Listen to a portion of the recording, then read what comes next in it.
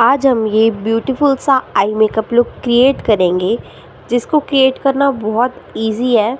कोई complicated steps नहीं है, आप इजीली क्रिएट कर सकते हो इस ब्यूटीफुल से आई मेकअप को। तो स्टार्ट करते हैं। सबसे पहले मैंने ये इनसाइड की आईब्रो पैलेट यूज़ की है। तो पहले मैंने आईब्रोज़ को ब्रश आउट कर लिया है, उसके बाद में मैंने आईब्रोज़ को फिल किया है उस आईब्रो पैलेट से। उसमें मैंने जो डार्केस्ट शेड था ना वो पिक किया है। क्योंकि मेरे आईब्रोज़ ना थोड़ी सी डार्क है, इसीलिए मैंने डार्क शेड ही यूज़ किया है। अगर लाइट शेड अप्लाई करूँगी ना तो वो ज़्यादा अच्छे से दिखता नहीं है। तो मैंने एक ही बारी शेड को पिक किया था और उसी से ही मैंने पूरे आईब्रोज़ को फिल कर लिया है। उसके बाद में मैंने इनसाइड का कंसीलर यूज़ किया है। इसका शेड है NC1 पोर्सिलियन।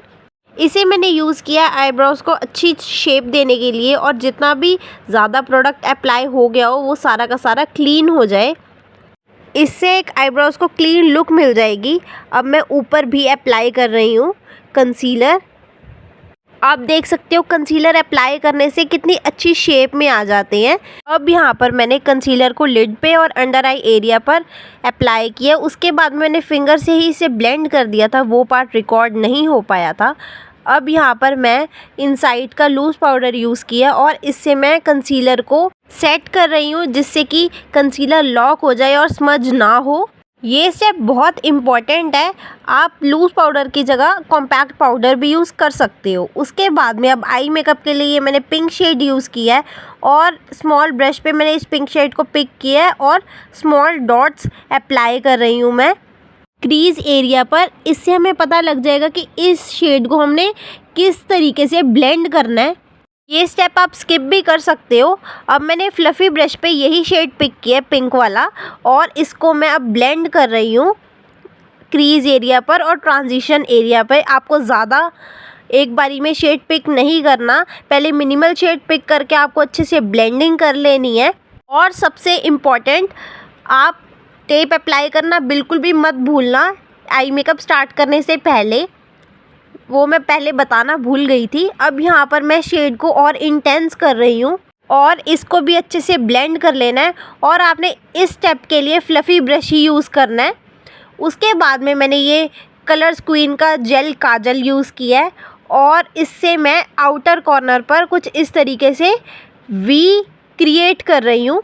टेप आपने अप्लाई की होगी तो ये स्टेप आपका इजीली हो जाएगा। मैंने तो इस स्टेप के लिए जेल काजल यूज़ किया। अगर आप कोई भी और प्रोडक्ट यूज़ कर रहे हो, जैसे कि आप नॉर्मल काजल यूज़ कर रहे हो, तो वो आपका काजल इजीली स्मज हो जाता हो वही यूज़ करना। जो ड्राई काजल होगा उससे नहीं अच्छे से क्रिएट हो पाएगा। अब मैं इसको फिल कर रही हूँ और आपने इस स्टेप के लिए स्मॉल ब्रश और पॉइंटेड ब्रश ही यूज़ करना है। ज़्यादा बड़ा ब्रश नहीं होना चाहिए और बहुत केयरफुली आपको इसे क्रिएट करना है, धीरे धीरे करके। आपको ये स्टेप थोड़ा सा कॉम्प्लिकेटेड लग सकता है, तो इसको आप धीरे धीरे करके क्रिएट करोगे ना तो इजीली हो जाएगा। अब मैंने उसी ब्रश पे ब्लैक शेड पिक किया है और जहाँ पे मैंने काजल अप्लाई किया था उसके ऊपर ही मैंने ब्लैक शेड को भी अप्लाई कर दिया है। एक तो इससे क्या होगा कि जो काजल, जो हमने जेल काजल यूज़ किया है वो सेट हो जाएगा और स्मज नहीं होगा।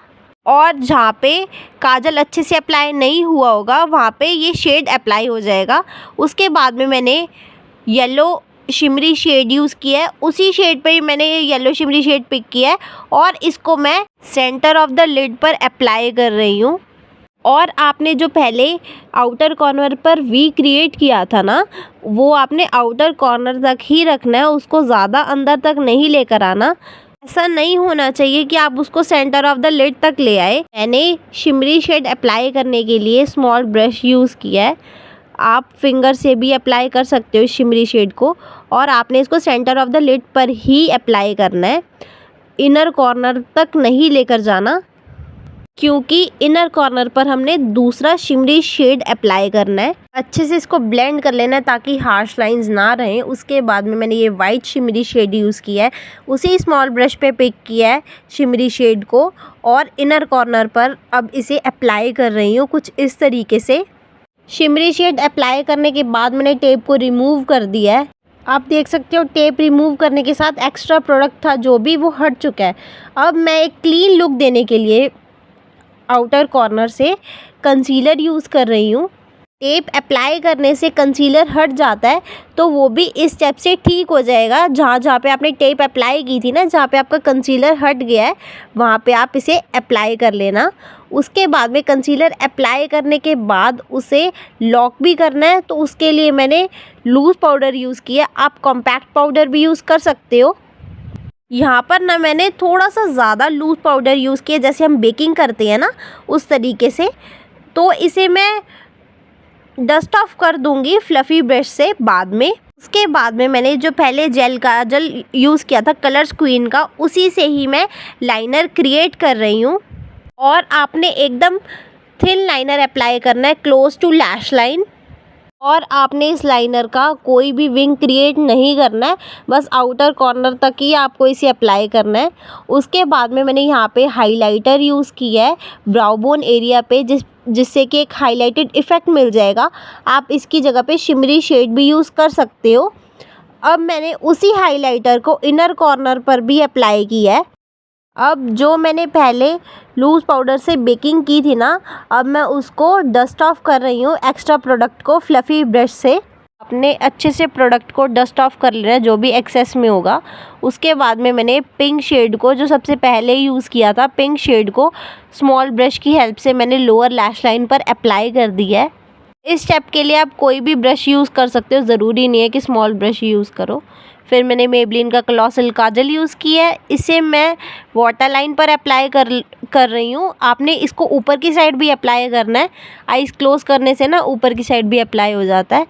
फिर मैंने काजल को स्मज कर लिया थोड़ा सा। आप इस स्टेप को स्किप भी कर सकते हो, ज़्यादा इम्पोर्टेंट स्टेप नहीं है, क्योंकि ज़्यादा काजल स्मज नहीं होगा इसमें। फिर उसके बाद में मैंने लैशेस को कर्ल कर लिया है लैश कर्लर से।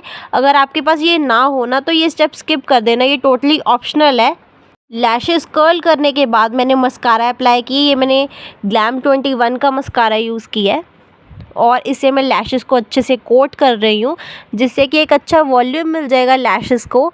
और जब हम फेक लैशेस अप्लाई करेंगे ना, तो लैशेस हमारी और अच्छी लगती हैं और नेचुरल लगती हैं। ऐसा नहीं लगता कि हमने फेक लैशेस अप्लाई की है, या दोनों में डिफरेंस नहीं लगता रियल में और फेक में। ये स्टेप बहुत ज़रूरी होता है। लोअर लैश लाइन पर भी आप मस्कारा अप्लाई करना ना भूलें। अब मैंने फेक लैशेस अप्लाई कर ली है, और फेक लैशेस अप्लाई करने के बाद this is the final look. आप कमेंट में ज़रूर बताना कि आपको ये आई मेकअप कैसा लगा। अगर आपको इस आई मेकअप लुक का कोई भी स्टेप ना समझ आया हो, या आपको कोई भी प्रोडक्ट के बारे में पूछना हो जो मैंने इस आई मेकअप लुक को क्रिएट करने के लिए यूज़ किया है, तो आप मेरे को कमेंट कर सकते हो। और ज़रूरी नहीं है कि जो मैंने प्रोडक्ट यूज़ किया आप भी वही प्रोडक्ट यूज़ करो। आप कोई भी प्रोडक्ट यूज़ कर सकते हो जो आपको अच्छे लगते हैं, बस आपको स्टेप फॉलो करने हैं, और आप भी ऐसा ही same eye makeup look beautiful सा क्रिएट कर लोगे। कोई भी आई मेकअप लुक डिफ़िकल्ट नहीं होता, बस आपको थोड़ी सी प्रैक्टिस चाहिए होती है, क्योंकि practice makes a man perfect. So thanks for watching. Do like, share and subscribe my channel.